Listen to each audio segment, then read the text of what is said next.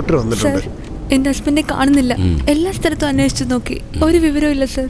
അദ്ദേഹത്തിന്റെ phone switch ഓഫാ. Please sir, help me sir. നിന്നെ വിട്ടുപോയെന്നോ? നിന്നെ പോലൊരു സ്റ്റോപ്പ് ഇറ്റ് സർ. എന്താടാ അവിടെ?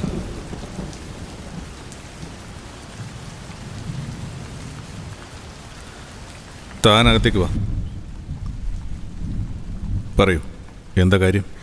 2 ദിവസമായിട്ട് എന്റെ ഹസ്ബൻഡിനെ കാണാനില്ല സർ. എവിടെ പോയതെന്നേ അറിയില്ല. ഫോട്ടോ ഉണ്ട് സർ.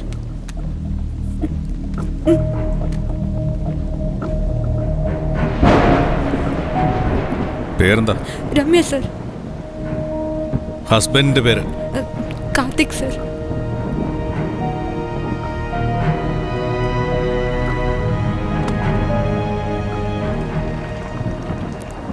എന്താ ഉണ്ടായത്?